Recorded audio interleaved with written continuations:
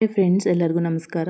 Welcome back to our channel. ಇವತ್ತು ನಾನು ಮಾಡುವಂತಹ ರೆಸಿಪಿ ಆಲೂನ ತುರಿದ್ಬಿಟ್ಟು ಪಕೋಡ ಮಾಡ್ತಿದ್ದೀನಿ. ಅದನ್ನು ಹೇಗೆ ಮಾಡೋದು ಅಂತ ನೋಡೋಣ ಬನ್ನಿ. ಮೊದಲು ಆಲೂಗಡ್ಡೆ ಸಿಪ್ಪೆನೆಲ್ಲ ತೆಗೆದ್ಬಿಟ್ಟು ತುರಿದು ಒಂದು ಬೌಲಿಗೆ ಎತ್ತಿಟ್ಕೊಳ್ಳಿ. ರುಚಿಗೆ ತಕ್ಕಷ್ಟು ಉಪ್ಪು ಹಾಕಿ, 1 ಸ್ಪೂನಷ್ಟು ಅಚ್ಚ ಖಾರದ ಪುಡಿ ಹಾಕಿ, ಮತ್ತು ಧನಿಯಾ ಪೌಡರು, ಅದಕ್ಕೆ ಸ್ವಲ್ಪ ಚಾಟ್ ಮಸಾಲ ಹಾಕಿ ಒಂದು ಅರ್ಧ ಸ್ಪೂನ್ ಹಾಕಿದರೆ ಸಾಕಾಗುತ್ತೆ.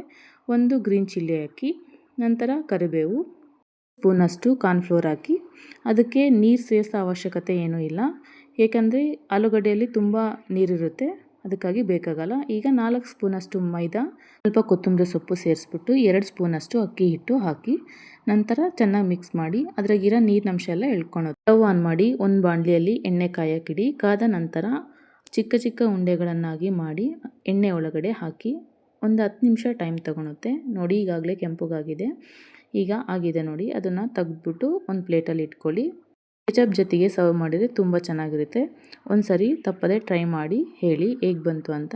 ತಪ್ಪದೆ ನಮ್ಮ ಚಾನಲ್ನ ಸಬ್ಸ್ಕ್ರೈಬ್ ಮಾಡಿ. Thank you for watching.